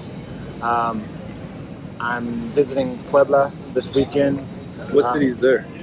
Puebla is in a Puebla. I don't know what state it's in, but it's just about an hour and a half. Oh, so it's actually a city.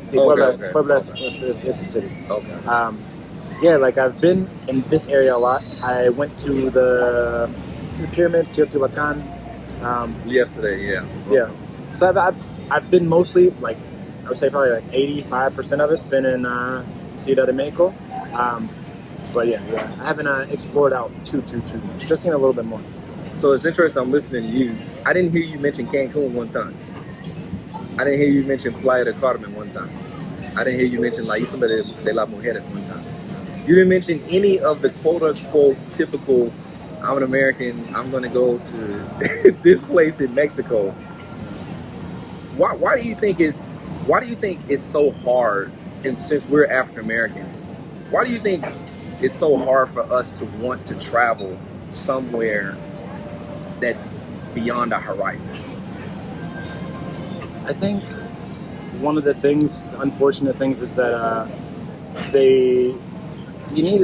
lot of times you need to see somebody do something first. You know, like a lot of people haven't seen anybody do it, you know? So it's just like, a lot of people are like, I gotta go to Miami, I gotta go to Vegas, like I gotta go Houston, that's the hot spot. Like, cause that's maybe some of the biggest things I've seen people do. That's what's cool. Yeah. You know, like we're in a nice space right now where seeing black men traveling in Latin America inspired me.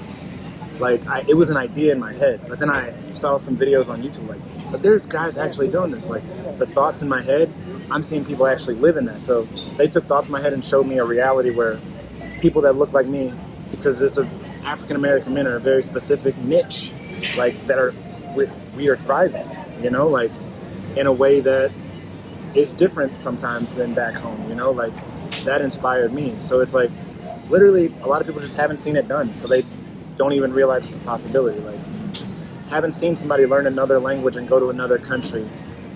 I kind of needed to see somebody do it. I knew I wanted to do it, but then seeing people do it lit a fire under me. It's like, I'm not competitive where like I gotta beat you. I'm competitive in the sense of, if you can do it, I can do it. Yeah. So once I saw that lit a fire under me, and here I am now, you know? And so like, people need to see that it's possible, like, because in other communities back home, we went on a family trip to this place. Yeah. In Europe, we went here. We go this place every summer. It's normal. It's common. Yeah. But in our community, it's not very common. You know, and not at all. But so it's always a treat when I see another black person out here. Like, I don't care, man. I'm goofy. Like, I see a black person, I'll wave at them from across the way, and they wave back too, because like, don't have to say anything. They know what's up. How often do you actually see somebody black out of here? A couple times a week. Really? 2 or 3 times a week, maybe. Okay, well, you know?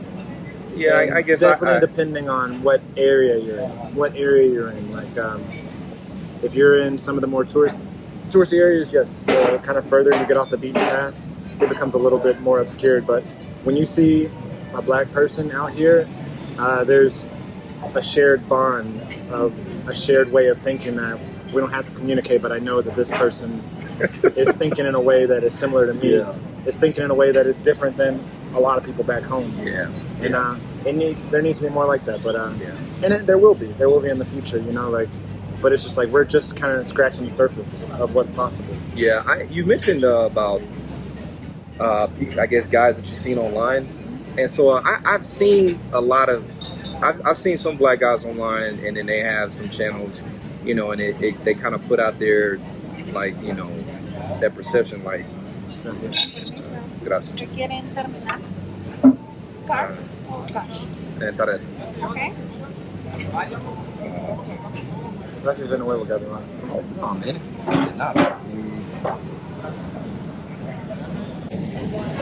And so, man, I've seen channels where guys, they basically are going around to these different, I'm not gonna say any names right now, but they basically go around to these countries and they put these thumbnail photos up, like seeing women in the background showing their butts and all that kind of stuff, kind of giving the perception like, yeah, you need to come over here just so you can get some women, making it as if like women in these foreign countries in Latin America, like they just so desperate, you know what I'm saying, for just some American men so they can get married. But my experience, man, everywhere I've been in Latin America, I mean, you may have a few out there that's like that. I mean, but that's the same in the U.S., you know what I'm saying? But for the most part, man, these women here, man, they got class. They ain't looking to just, because, oh, that's an American, I want to have sex. Like, nah, man, like, women out here, man, they're respectable, man. Yes. It's really beautiful. They carry themselves very well.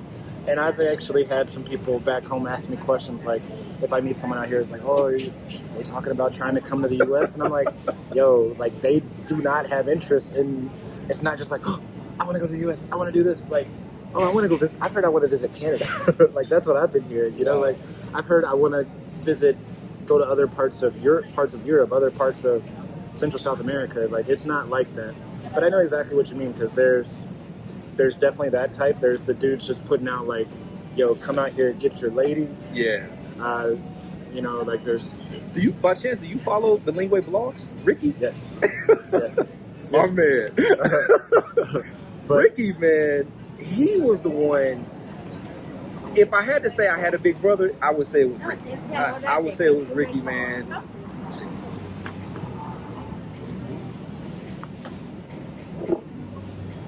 There's a couple good ones out. Yeah, if I had to say one person, it would definitely be Ricky. Shout out to Ricky de Bilingüe Blogs.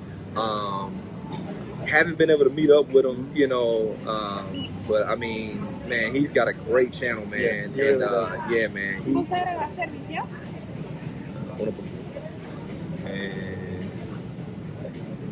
¿Cuál es el precio total?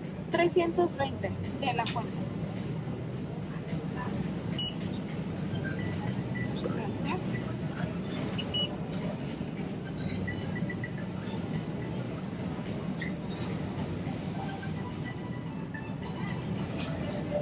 ¿Podemos platicar más o necesitamos salir?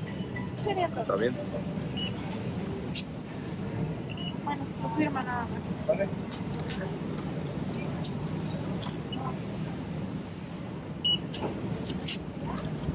Gracias. Hasta luego. Gracias, señor. Que te vaya bien.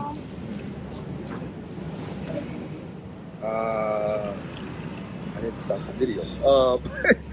But yeah, man, Ricky, man, he really was the one. There were some low points, man, in my Spanish language journey, man, where I almost gave in the towel. You know, man, I was like, bruh, I got too many personal things going on.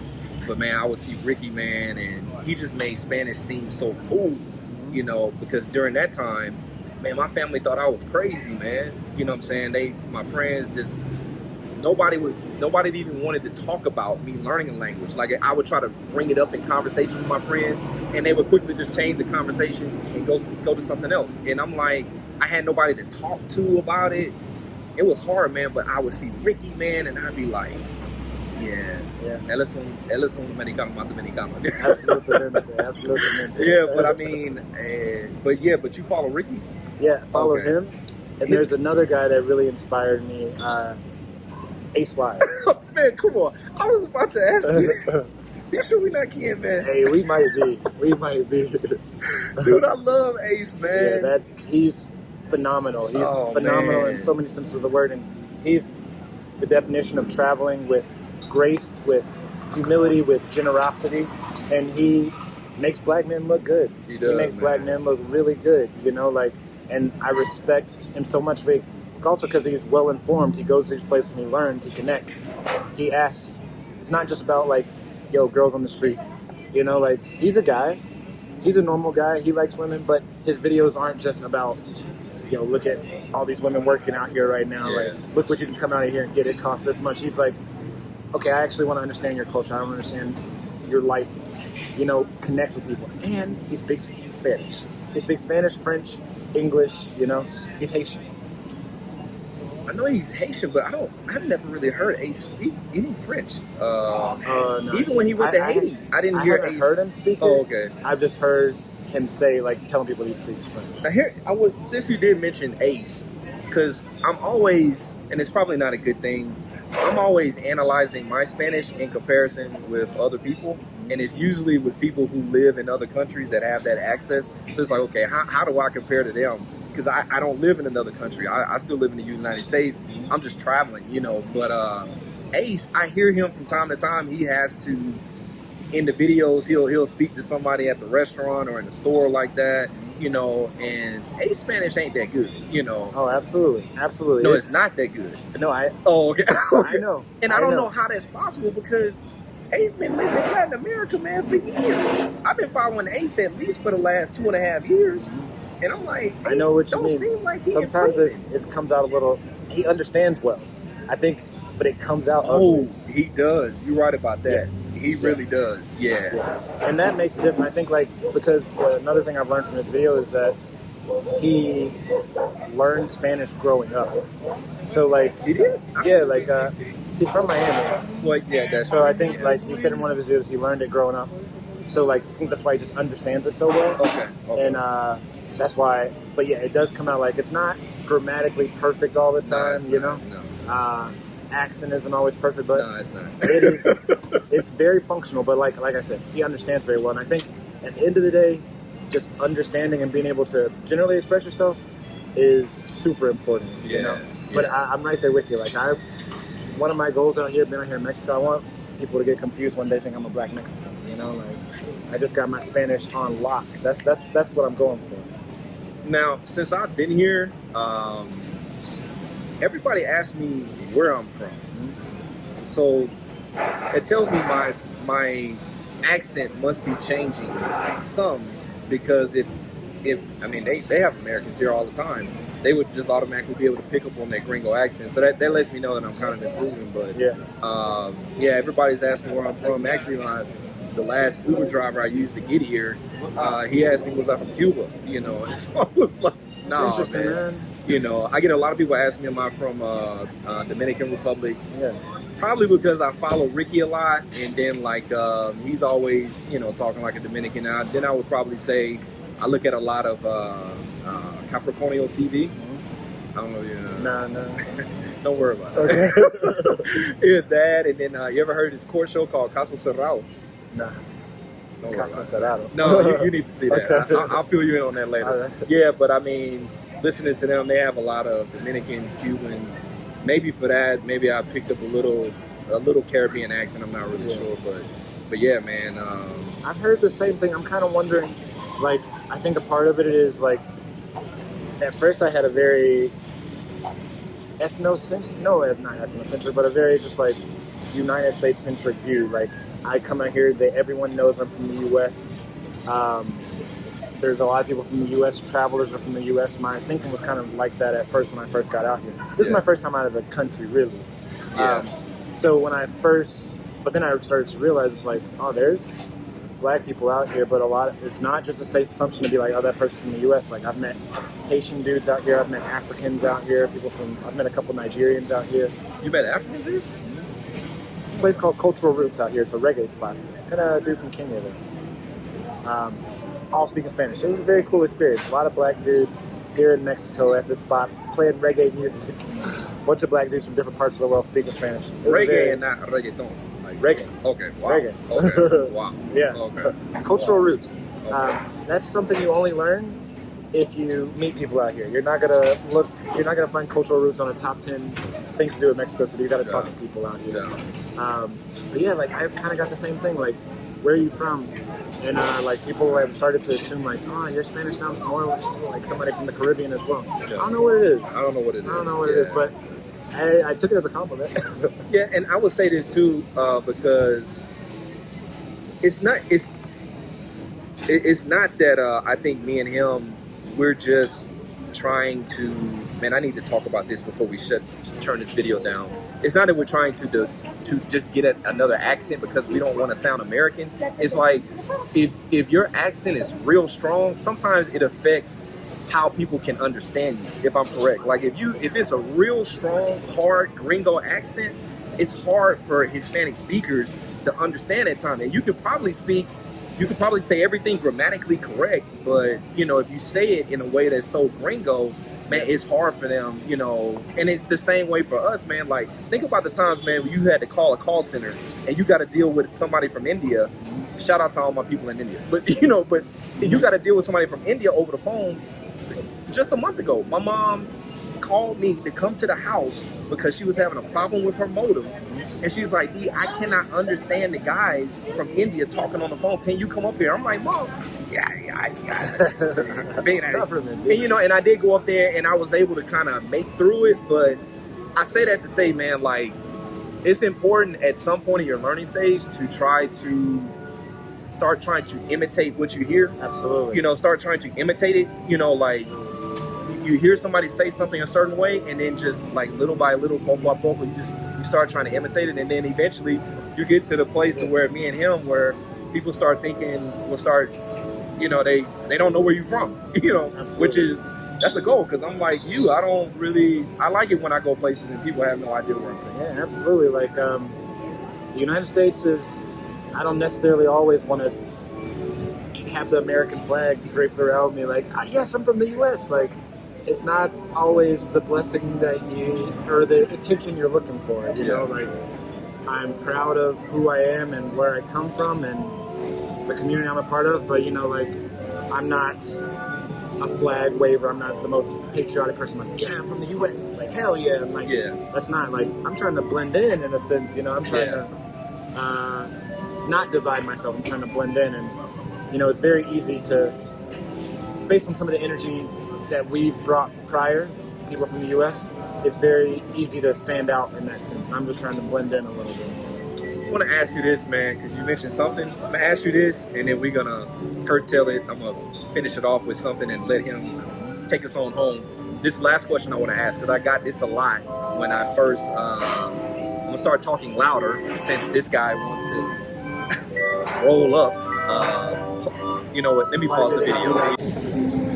So, man, I want to ask you this, man, because, man, there were so many hurdles and distractions and things that came along the way that tried to discourage me.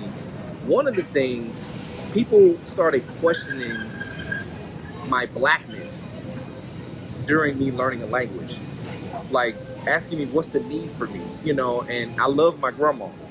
But she was like, what you need to be learning another language for? My grandfather, who recently passed, he asked me that. What you going over there for? You know, people, friends, colleagues, why are you going over there? And then would even ask me, why are you going alone? What's over there? You know, and it caused me to, man, my bad. Oh, okay, I didn't see it. It caused me to question myself several times along the journey, like, why am I doing this? You know, but I just had to keep telling myself, even though nobody else may be doing this, it doesn't mean that it's not a good thing. You know what I'm saying? It just means that people who are currently in my circle, they're just focused on other things. And I was like, maybe this is the journey that I feel like God has me on. You know, and so, I mean, for you, did you have to deal with any of that? I will say I think I've been very fortunate in the sense that I didn't. You know, like the people around me, like, I'm 32 years old now. That's it? What kind of water you drinking, man? Hey. I think I'm talking to a 25-year-old here, man. Hey, well, thank you. I appreciate it.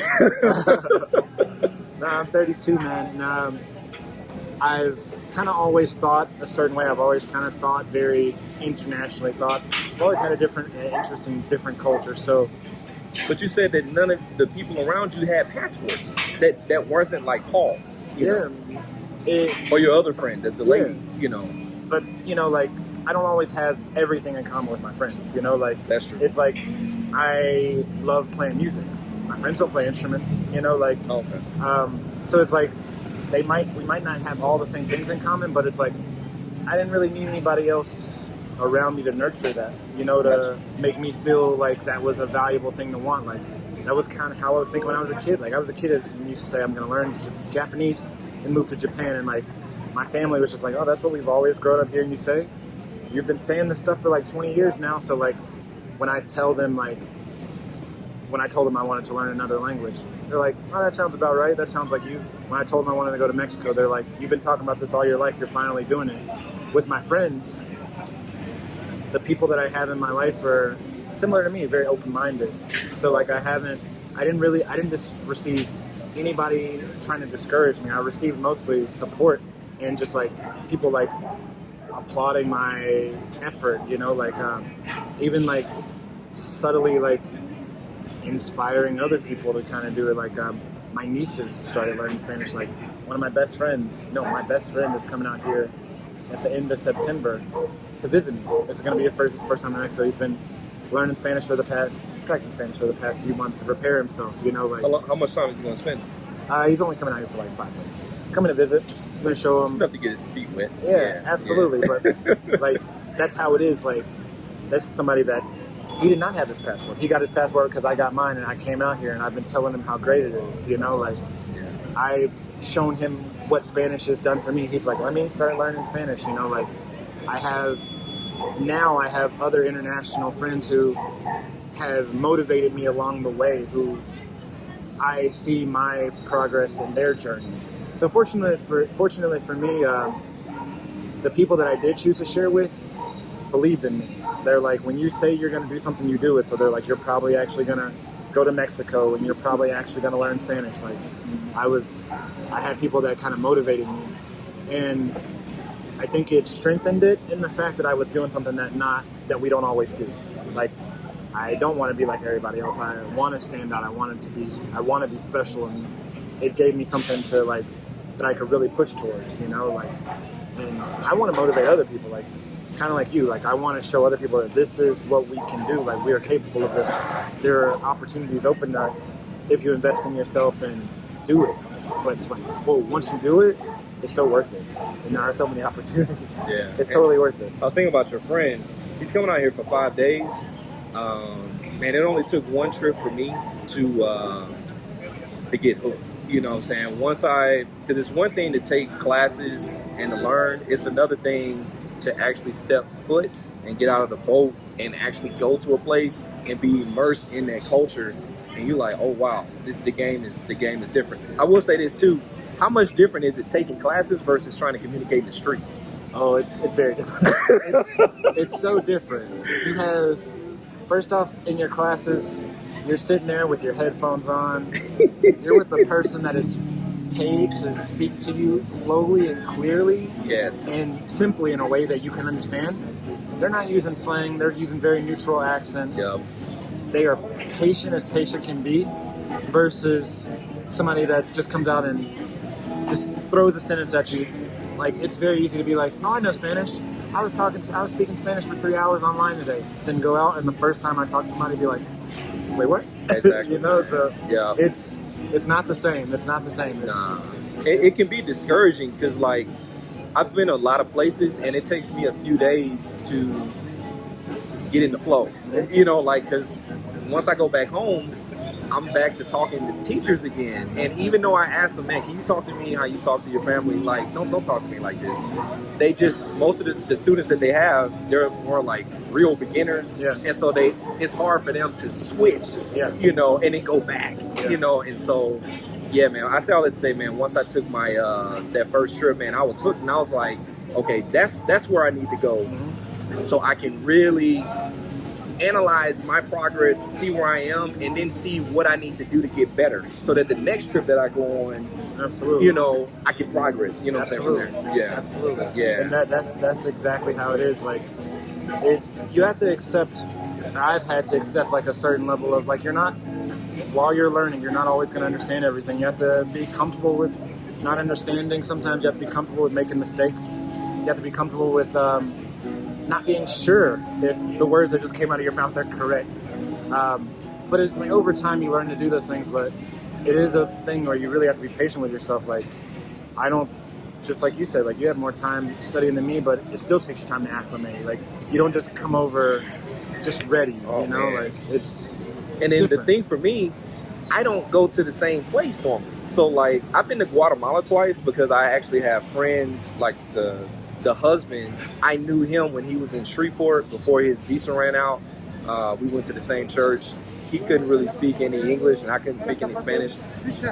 No gracias. And he told me, he was like, man, if you ever can, man, bring your family out here. I'd love to have your family with us. And I was like, man, whatever. Well, anyway, skipping a lot of stuff. That was my first trip to Latin America, was going to Guatemala. So I've been there because I have like a real close relationship to my friends there. But outside of that, man, I found myself wanting to go visit different places, you know, and who knows, you know, maybe in the future, you know, maybe I'll move somewhere one day, man. But but when I go somewhere different, I find myself having to reacclimate all over again, because it's like, wait a minute, the flow here is different. Yeah. When I was in Cartagena, country to country, city to city sometimes. Man, when I was in Colombia, Bogota, I was like, man, I'm handling this, man. Then I started talking with those paisas. And I was like, okay, I'm getting by. Then I went to the Caribbean and started talking to people that live in Cartagena. It was like, I felt like I was in República Dominicana. Like I felt like I was in the Dominican Republic for real. I was like, I couldn't understand anybody, man. And I remember coming back telling my teachers, like, man, I feel like a failure, because I'm like, man, I couldn't understand anybody. And I had to let myself know, dude, you was only there 3 days. Yeah. What did you think you were gonna do? You know what I'm saying? Like, once again, that goes back to, I didn't have that big brother to let me know these things. Like, this is normal, you know? And that's part of the reason why I created this channel. So to let you guys know things, my mistakes, you know what I'm saying, things that I wish I had done differently, you know, and then talking to him, you know, so that you guys don't have to take as long. You can learn more quickly like him, and you don't have to take as long as I did to get to that desired level. No gracias. So, but anyway, man, I'm gonna wrap this up, man, because I done held you long enough. It's almost 3:30, man, and we'll chat again, man. I hope so. Yeah, but man, we talked about goals. You about to go back to the States. 5 years, 10 years from now, where does Levi Arnold? Where does Levi Arnold want to be 5 to 10 years from now? That's an interesting question. And I'm finally at a place where it's like I have a level of peace answering that. It's not 100% certain, but yeah, I got you. The version of my life I see, I'm going back home. I'm going to be in Atlanta for 7 to 9 months. I have a job that I really like. But I'm gonna have to make some adjustments, because like I've seen, like, I like my job, but I'm not I don't want to use the word, but I'm not a slave to my job. I'm not attached to it where I will give up other opportunities to maintain that. Wow. I'm not afraid to make a change. So I work in sports. I'm going home to work another season. I'm gonna be saving my money. Like, I'm going home with the goal. I'm gonna be saving my money. I'm gonna be doing other things to augment my money, and I'm gonna start preparing for some other working opportunities while I'm out there. While I'm doing that, I'm 100%, like you just said, like when I go back home, I see exactly what I need to do with my Spanish to keep it going. Like, it's not like, oh man, okay, well, I'm good. I'm at a place I can chill now. Like, I don't feel like I can chill. Like, I feel like I gotta keep pushing. So I'm gonna keep working on my Spanish. I see myself in 5 years comfortably living in a South American, Central American country, speaking very fluent Spanish, immersed in the culture, because I've been able to immerse myself in this amount of time with this level of Spanish. I know that with years of continued work and just comfort, like I get more comfortable every day. Yeah. I know it's going to be next level. And I have some business ideas in mind, not dissimilar from what you and I are talking about, but I want to find a way to let my adventurous spirit, my desire to learn, minister to people like me, who just needed to see somebody do it, who need to know that it's possible, who will show that there's an opportunity. I want to continue speaking to black men. Like, hey, the world is not, I say black men, men, African Americans in the United States. I want to continue speaking to those people and show them that it's not everything that you see in our little window is not everything there is. There's way more out there. You don't have to always be fighting. You can go somewhere, open yourself up to new experiences, and feel how you want to feel. I've got a glimpse of that. I want to continue absorbing that, and I want to show other people that if it's something that you're interested in, because I know that there are people that they're interested in and just haven't been shown the way, don't know it's possible. Literally, you don't know something is possible till you see somebody do it, And there's so many things in our community that we still have not seen people do, or that it's not mainstream enough to where it's common. There's a lot of things that are mainstream in our community that people think they have to do, but there's so many other options. So I want to continue investing in myself and then be able to give that back to other people. Because one day I want somebody to bless me. I want to be able to bless someone one day the way certain people, they don't even know that they blessed me, but they blessed me. Just seeing people do their thing, Wow. So yeah, just vibing, loving Spanish, with, a community, home, home. Like if my home is traveling, exploring, if my home is set, I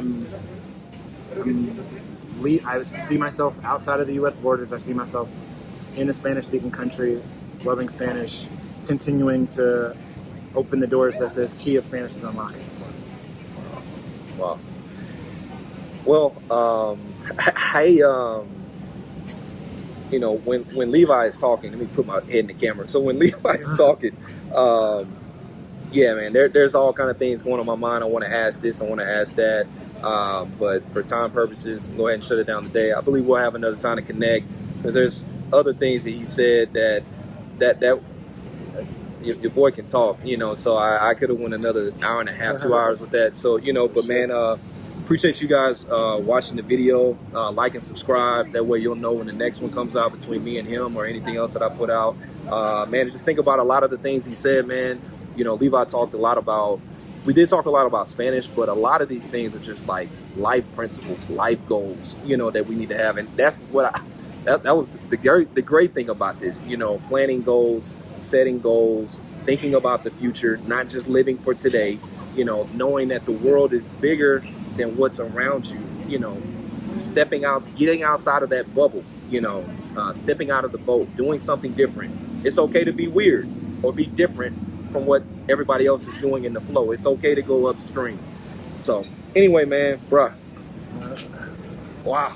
Yeah, man. Pleasure. It was a pleasure. Yeah, so pleasure to share this experience, because I don't meet a lot of people who are doing this, who are thinking the same way. So, and man, from the same place, all that stuff is too much. Yeah, that's too much, man. That's too much. Anyway, man, I'll catch y'all later, man. Chalito.